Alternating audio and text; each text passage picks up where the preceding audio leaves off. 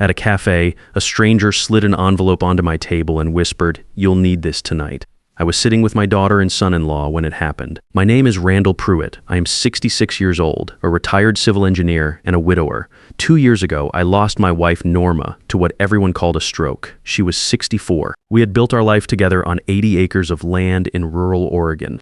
Land that had been in her family before she ever met me. After she was gone, I stayed. The land was all I had left of her. I had been going to that cafe every Thursday since she died. It smelled like coffee and pine sap and old wood, and the owner never made small talk, which I appreciated. That particular Thursday, my daughter Glenda and her husband Carl Vance were sitting across from me in the corner booth. Carl was stirring his coffee without drinking it. Glenda was doing most of the talking the way she always did when Carl had something he wanted said but did not want to say himself. "Dad, we just want what is best for you," she said. "This land is too much for one person. The taxes, the upkeep, the insurance. Winter out here alone is no joke." Carl nodded slowly. He always nodded when Glenda talked. I had noticed that about him early on and had told myself it meant he was a good listener. I understood now it meant something else entirely. I said what I always said. I have managed that land for over 40 years. I can manage it as long as I need to. Glenda gave Carl a look. I caught it the way parents always catch those looks, no matter how brief. It said, "Not yet, but soon." They got up together to pay the bill. I stayed in the booth and reached for my coat, and that was when a woman sat down across from me without being invited. She moved so quietly and so fast that I nearly knocked my water glass off the table. She looked to be in her mid-50s, dark coat, iron gray hair pulled back tight at the neck. She did not look around the room the way people do when they are nervous. Her eyes went straight to mine and stayed there. "Randall Pruitt," she said. Not a question, yes. She set a thin manila envelope on the table between us. Her hand was trembling slightly as she let go of it. "You will need this tonight," she said. Her voice low and even. "Do not open it here." Then she looked at me for one more second as if she wanted to say something else, and stood up. I started to ask who she was. She was already moving toward the door. By the time I got to my feet, she had slipped out into the parking lot and was gone into traffic. Her name, I would learn later, was Loretta Finn. She had worked alongside Norma years ago and had stayed in contact with her right up until the end. Glenda and Carl came back from the register. "Everything okay, Dad?" Carl asks, scanning the booth the way a man does when he is checking, not just asking. "Fine," I said. I had already moved the envelope into my jacket pocket. My hands were steady. After 30 years reading structural drawings and finding problems before they became disasters, I had learned how to keep my face calm when something unexpected landed in front of me. The drive back to the property was quiet. They dropped me at the end of the gravel drive and did not come in. I watched their taillights disappear down the county road, then walked up to the house alone. The pines on the north side were dark against the sky. The east field was brown and flat from the season. I knew every foot of that land. I had walked it in every kind of weather, mapped its drainage problems, repaired its fences, cleared its fallen timber.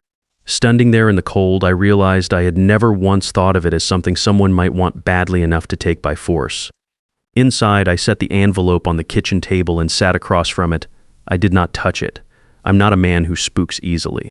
But something about the way that woman had looked at me, the steadiness of it, the urgency underneath the quiet voice told me that whatever was inside that envelope was not a mistake or a prank. It was information, and information delivered that way meant someone believed I needed it before something happened. At 8:47, I slid my finger under the flap. Inside was a small brass key wrapped in tissue paper and a strip of lined notebook paper folded once. The handwriting was deliberate and neat. It said 11:32 p.m. Answer, do not call back. That was all. No name, no explanation. I checked my phone, 8:51, nearly 3 hours to wait. I locked every door in the house. That was something I had not done regularly since before Norma died. The land around the property was quiet, the way it always was at night, no voices, no headlights near the tree line. I sat at the kitchen table and turned that brass key over in my palm. It was old and heavy, the kind of key made before everything went cheap. The head was worn smooth from years of use. As an engineer, I recognized the build quality. Whatever it opened had been important for a long time. At 11:32, the phone rang. The screen showed no name, no number. I answered on the second ring. At first, there was only breathing. Slow, controlled, close to the microphone. Then a voice came through, low and slightly distorted, like it was filtered through some kind of device. But I recognized it before the first sentence was finished. I had heard that voice for 38 years in the kitchen in the morning. In the truck on long drives out to job sites. In the hospital room at the end, quieter than I had ever heard it. It was Norma. Do not trust Glenda, the voice said. Do not trust Carl, and do not trust the local police. You're not safe, Randall. The land is the reason. They want it empty. My hand went flat on the table to steady myself. This is not funny, I said. My voice came out the way it always does when something hits me hard. Flat, controlled. Who is this? A pause then. I wish I could explain everything, but I do not have much time. Randall, I did not have a stroke. What happened to me was not an accident. If you let them push you out, they will erase what I left behind. Find what I left. Finish it. The line crackled once and went dead. I sat there with the phone against my ear long after the screen went dark. When I finally checked the call log, there was nothing, no record of the call at all, as if it had never happened. I did not sleep that night. I sat at the kitchen table until the sky outside started to go gray, turning that brass key over in my hand, thinking about every conversation Norma and I had in the last year of her life. The long silences when I came in from the field, the way she would close her laptop when I walked into her office, the nights she stayed up after I had gone to bed. I had put it down to worry. She had always been the one who handled the finances, tracked the property taxes, kept the paperwork organized. I told myself she was stressed about the numbers. I had been wrong about what she was stressed about. Glenda arrived the next morning without calling first. She never used to do that. When Norma was alive, Glenda always called ahead. It was a small courtesy that said she understood the house belonged to us, not to her. Now she pulled into the drive just after 8 with Carl right behind her in his own truck. They came in together like they had coordinated the approach. Carl set 2 coffees on the counter. He did not offer me one. We need to talk, Dad, Glenda said, sitting down at the kitchen table. She folded her hands the way she did when she was presenting something she had already decided on. Then talk, I said. We have been looking into your situation. The property, the finances, everything involved in maintaining this place on a fixed income alone. She slid a folder across the table. Inside were printouts about property management companies, assisted living options in town, and a summary of what the acreage might list for in the current market. I did not touch them. Carl leaned against the counter with his arms crossed. We also spoke with someone at the county clerk's office, he said, about guardianship, just as a protective measure while things get sorted. Guardianship, I said. Temporary, Glenda said quickly. Just until we can make sure you're set up properly. It is a legal arrangement that lets us make certain decisions on your behalf. I looked at my daughter. She was looking at the table. You want control of this land, I said. Carl's expression did not shift. He had a contractor's face practiced in neutral. Randall, you are 66 years old, living alone on 80 acres. If something happened out here, no one would know for days. We are trying to prevent that. We just want you safe, Glenda said. She reached over and put her hand on mine. I did not move my hand away. I sat there and let her say the rest of it. If you agree to sell and move closer to town, all of this goes away. We have already looked at some places you would like.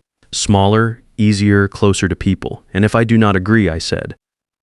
Carl pushed off the counter and buttoned his jacket. Then we file through the courts. It takes longer that way, but the outcome is the same. He said it the way a man says something he has already accepted as settled.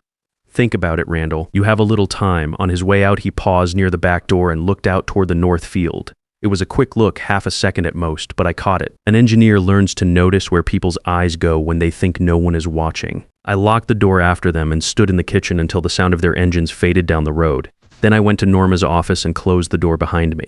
The room still smelled faintly like her hand lotion and old paper files. I had avoided it for 2 years because grief has a way of living in the specific places a person used to occupy. But I went in and I sat down at her desk and I started going through everything the way I would approach a structural problem. Methodically, without assumptions, looking for what did not belong. The filing cabinet was organized the way Norma organized everything. By category, by date, labeled clearly. Property tax records, insurance policies, equipment manuals, correspondence with the county. I went through each folder the way I would go through a set of drawings on a problem site, looking not for what was there, but for what had been moved. It took about 20 minutes before I found it. Several folders had been repositioned recently. Not removed, just shifted slightly forward in the drawer. The way papers shift when someone has been through them in a hurry and put them back close but not exactly right. Behind the deed paperwork, tucked flat against the back of the drawer, was a thin folder with no label on the tab. Inside were bank statements I had never seen. A separate account, not our joint account, opened in Norma's name alone about 18 months before she died. Cash withdrawals spaced carefully across those months, always just under $9,000, always ending exactly 3 weeks before her stroke. The total across all the withdrawals came to just over $47,000. I sat there for a long time looking at those numbers. Norma handled the finances in our house. I trusted her completely, and she had earned that trust every year of our marriage, but this account I had never known about, and these withdrawals I had never seen. If she was pulling cash at that level and keeping it off our shared records, she was paying for something she did not want traced back to either of us. I kept going. At the bottom of the second drawer, under a folder of old equipment warranties, I found a piece of yellow legal paper folded in thirds with my name written on the outside in her handwriting. Randall, if you're reading this, something went wrong and I could not stop it the way I planned. I'm sorry to leave you with this. The truth is buried. Look where I always told you to be careful. You will know what to do when you find it. You are always better at reading the ground than anyone I ever knew. I set the paper down on the desk and looked at it for a while. Then I turned to her computer. The password took me 3 tries. Our anniversary did not work. The name of the dog we had for 12 years did not work. On the 3rd try, I entered the address of the small house she had owned before we ever met, the first piece of property that was ever hers alone, and the screen unlocked. She had archived emails instead of deleting them, going back nearly 2 years. Messages to a private investigator named Howard Delbert, short and careful, nothing detailed in writing, meeting confirmations, payment acknowledgments. One message that said, "Only, the map section you asked for is ready. I will bring it Thursday." There were photographs in a folder on her desktop, night shots taken from the edge of the north field, tire tracks in soft ground after a heavy rain, the tail end of a truck I did not recognize near the tree line at a timestamp of 2:14 in the morning. A stretch of ground near the old slope that Norma had always told me to stay away from, always saying the drainage there was unreliable and the footing was soft. I had believed her because she had grown up on that land, and I had not. I pulled up the county survey records I had filed 22 years ago when we did a boundary update and laid them out next to the satellite maps on the screen. I spent about an hour comparing them. I had done this kind of work for 3 decades, reading land, reading soil displacement, reading the difference between what ground looks like when it has been undisturbed for a generation and what it looks like when something has happened underneath it. The north section, about 200 yards in from the fence line, showed compaction patterns that did not match the surrounding terrain. The drainage angles were wrong. The surface had been disturbed and resettled more than once over a period of years. If I had been looking at this on a job site, I would have flagged it immediately for subsurface investigation. There was something under that field. My phone buzzed on the desk. Unknown number. A text message, 4 words, "You're on the right track." I set the phone face down and sat with what I now understood. Carl Vance had not stumbled into our family. He had grown up in the county 2 towns over, and his father had done land surveying work in the region for years before retiring. Carl would have had access to old survey records, unofficial ones, the kind that circulate among contractors and developers before a property ever hits the market. He had known about that section of land before he ever met Glenda. Whatever was underneath the north field, Carl had found it on paper first. Then he had found a way in through my daughter. That thought settled into my chest like cold water. Glenda had not been a target. She had been a door. I closed Norma's laptop, folded the yellow paper, and put it in my shirt pocket. Then I picked up my phone and called Howard Delbert. He answered on the second ring, like he had been waiting. "I found her files," I said. "I know," he said. "How much did you find?" "Enough to understand the shape of it," I said. "I need the rest." "Can you meet tomorrow?" he said. "Not at the house." We met the next morning at a diner off the highway, 12 miles from my property. Howard Delbert was already in the back booth when I arrived. He was a lean man in his late 50s, quiet hands, the kind of face that did not give much away. He had a cup of coffee in front of him and nothing else on the table. He waited until I sat down before he spoke. "Norma came to me about 20 months before she died," he said. "She had already been watching the North Field on her own for several months before that. She had photographs, a timeline, partial plate numbers on the trucks. She knew something was happening on the land, but she did not yet know the full scope of it." "The tunnel," I said. He nodded. "There is a service tunnel under the north section, older than your house by at least 30 years, maybe more. It was built originally for irrigation routing and then expanded at some point, connected to natural rock chambers that do not appear on any public geological survey. Most people walking that land would never find the access point. It is well concealed, and the entry was made to look like a drainage structure." I thought about every time I had walked that field, every time Norma had steered me away from the slope near the tree line with some reasonable sounding explanation about footing or drainage. She had been protecting me from knowing, because knowing would have put me in the same position it eventually put her in. "Carl found it through his father's old survey work," Howard continued. unofficial maps, the kind that get passed around in contracting circles. He identified the tunnel location before he ever introduced himself to your daughter. We believe the introduction was not accidental. He targeted her, I said. He needed access to the property without drawing attention. A son-in-law has reasons to be on the land. A contractor with no family connection does not. I wrapped both hands around my coffee cup and looked out the window at the highway. What was he moving through it? I said. Illegal cargo. The specifics are part of the federal case, and I'm not at liberty to detail all of it. But the operation had been running for at least 4 years before Norma started documenting it. The tunnel gave them a transfer point that was completely off any surveillance grid, isolated property, family ownership, no reason for anyone to look, and Norma sent Carl a message asking him to stop. Howard looked at me steadily. She did. About 3 weeks before she died, she told him she had documentation and that she was giving him one chance to walk away before she went to federal authorities. She believed, I think, that the threat of exposure would be enough. It was not enough. No, it was not. I sat with that for a moment. Outside, a truck pulled into the diner lot and parked. Just a truck. I watched it anyway. She spent $47,000 building this case, I said. Closer to $51,000 when you include the last 2 payments she made in the final weeks. She was thorough. She documented the tunnel access points, the transfer schedules, partial records of shipments, and photographs of individuals she had identified as part of the operation. She also established a trust in your name 4 months before she died through an attorney in Portland. It was designed to protect the property from any forced sale or court-ordered transfer. She did not tell you because she did not want you involved until the case was complete. Where is the documentation now? I said. She prepared a container. Flash drives, her notebook, copies of the key records. She buried it on the east side of the property near the old fence line. She left you a way to find it in her office. I reached into my shirt pocket and set the yellow paper on the table between us. Howard looked at it and nodded. Look where I always told you to be careful, I said. She meant the north field. She meant the east fence. Howard said. She told you the north slope was dangerous to keep you away from the tunnel, but she told you the east fence needed checking every spring because of the deer pressure on the posts. She walked that fence with you more than once, I remembered. Early spring mornings, the two of us walking the east line together, her pointing out posts that needed resetting. I had thought she just liked the walk. I drove back to the property and went straight to the east fence. I knew every post along that line. There was one section, maybe 80 feet from the corner marker, where a flat stone sat against the base of a post. Norma had always said it was to keep the post from shifting in the wet season. I had never questioned it. I moved the stone and dug with my hands for about 4 minutes before I hit something solid. A sealed plastic container, airtight, the kind used for long-term outdoor storage. Inside were 3 flash drives in a Ziploc bag, a small notebook wrapped tightly in oilcloth, and a letter with my name written on the front in Norma's handwriting. I sat on the cold ground next to the east fence and read it.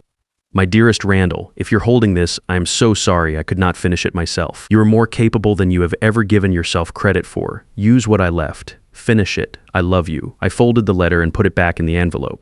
Then I picked up the container and carried it to the house. It was time to set the trap. Howard had been in contact with federal investigators for several months before I found the container. Norma's documentation was the final piece they needed to move, but they had been building around the operation from a different angle for over a year. When I handed over the flash drives and the notebook, Howard told me the case was ready. What the investigators needed now was a recorded admission, something that would remove any possibility of Carl's attorneys arguing he had been unaware of the activity on the property. We would give Carl the chance to provide that himself. I sent a message to Glenda from my own phone, short and plain. I told her I had thought it over and decided she was right. I said I was ready to talk about the sale and asked them to come to the house the following evening to go over a preliminary agreement. I said I had the paperwork ready to sign.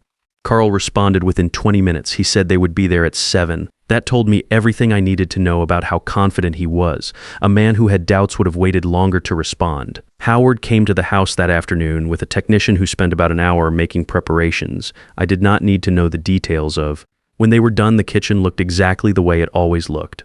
I made a pot of coffee and set the container on the table where it would be visible. Then I sat down and waited. Glenda and Carl arrived at 60:55. Carl came in first, the way he always did, scanning the room before he said hello. His eyes went to the container on the table and stayed there for just a second longer than they should have. Glad you came around, Dad, he said. Sit down, I said. Copy is ready. Glenda sat across from me. She looked tired. There were things moving behind her eyes that I could not fully read. and I found I did not want to spend the energy trying. Carl stayed on his feet for a few minutes, moving around the kitchen the way he did when he was thinking, picking up the coffee cup and setting it back down. I slid a folder across the table toward Glenda. Preliminary agreement, I said. Price is in line with the current county assessment. I had an attorney look it over. Carl set his cup down and reached for the folder before Glenda could take it. He flipped through the pages with the practiced speed of a man who reads contracts regularly. I watched his shoulders relax as he went through it. He thought he had won. This looks straightforward, he said. He set the folder back on the table and looked over at Glenda with a small nod. Then he looked at me.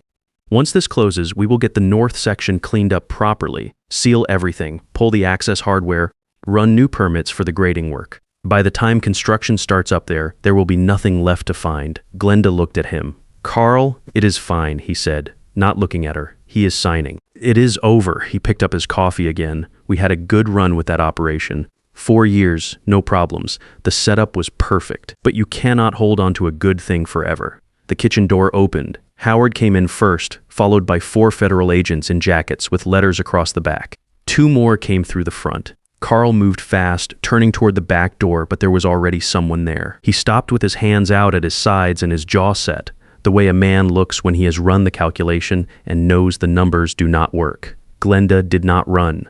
She sat at the table and put both hands flat on the surface and looked at me. I looked back at her.